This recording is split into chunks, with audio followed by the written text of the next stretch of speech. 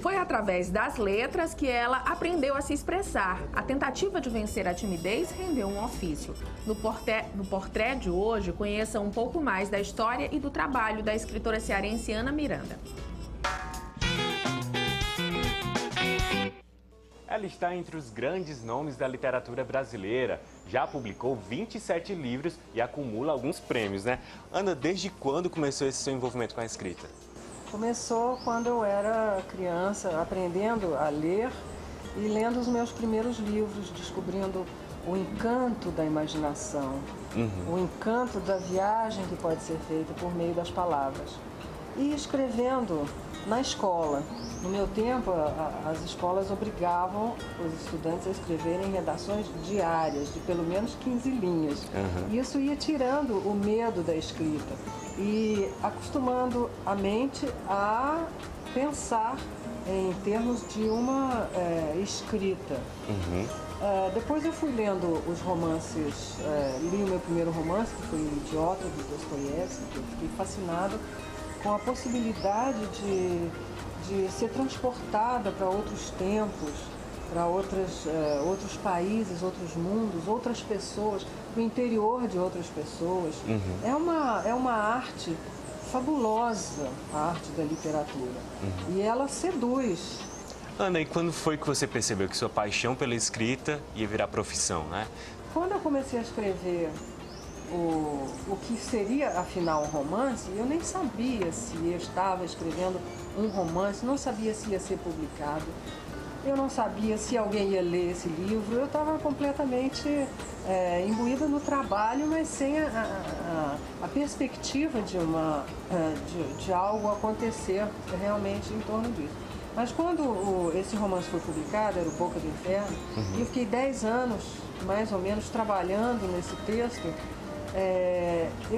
E teve uma repercussão muito grande no Brasil e até fora. Foi muito elogiado também. Foi muito elogiado, teve muitas matérias e eu fiquei imediatamente conhecida como escritora. Então, eu fui levada a essa profissão, porque a minha aptidão assim, mais visível quando eu era criança era o desenho. A minha formação foi toda para ser uma desenhista, uma artista plástica. E todo esse meu trabalho de escrever poesias era tudo secreto, era tudo para mim mesma, feito ali, né, nos caderninhos e nas coisa mais íntima, né? Coisas íntimas. Era uma coisa de mim para mim mesma. Eu nunca imaginei que eu fosse me transformar numa escritora. E qual foi a sensação assim quando você lançou o seu primeiro livro, assim, quando você viu ele publicado em mãos? Foi uma sensação maravilhosa, porque é um trabalho, o livro é um trabalho sólido, é um trabalho que você segura com as mãos, né? Ele fica com o tempo. Depois que você morre, o livro continua. Ele continua sendo lido, ele continua nas estantes, ele continua nas bibliotecas. Então dá uma sensação de perenidade muito grande, muito boa, né? E a recepção do livro foi muito gratificante. Mas foi um processo fantástico, assim, não só de escrever um livro, mas de escrever a mim mesma.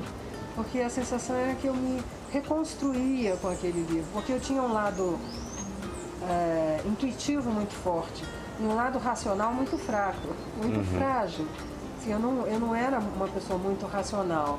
E o trabalho da escrita de um livro, com a obrigação de você estruturar toda uma história, com milhares de elementos, mais elementos de pesquisa que você tem que coordenar e tudo, então dominar aquele universo tão imenso, foi um trabalho de construção de uma plenitude mental um pouco maior, quer dizer, juntando ao lado intuitivo um lado racional. Que caminhos você faz na literatura? Foi pelos netos. Quando nasceu meu primeiro neto, ele nasceu lá na Califórnia, os 2 netos são americanos. E com o nascimento desses netos, eu comecei porque eles têm tudo lá, eles só não têm lá livro em português.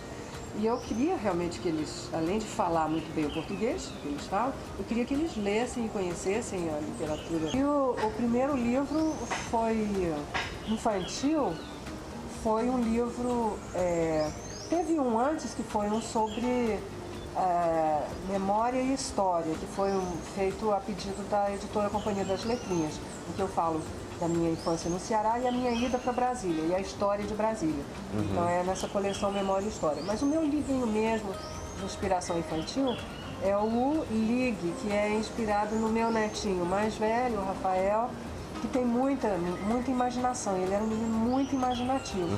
Então o Ligue é um menino imaginativo que lida com essa questão da imaginação, o que é verdade, o que é mentira. Então esse livro chama-se Ligue e o Gato de Rabo Complicado.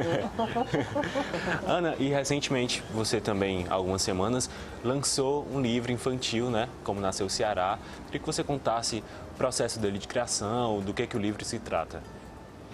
O livro fala do nascimento do Ceará em forma de poesia, mas como se fosse um jogral. A proposta do livro é que seja uma peça de teatro para ser levada por crianças, talvez até adolescentes, não sei. E os adultos estão gostando muito também, estão lendo. Pode ser lido como simplesmente um livro, né, para leitura, e aí se passa tudo no palco da imaginação. E pode ser usado como material para ser feita uma comemoração do nascimento do Ceará. Porque a nossa pátria, já dizia o Fernando Pessoa, nossa pátria é a nossa língua. A minha pátria, ele disse, é a língua portuguesa. Ele disse isso aos prantos, lendo o Padre Vieira. É isso. Muito obrigado pela entrevista, viu? Obrigada a você, um abraço para todo mundo.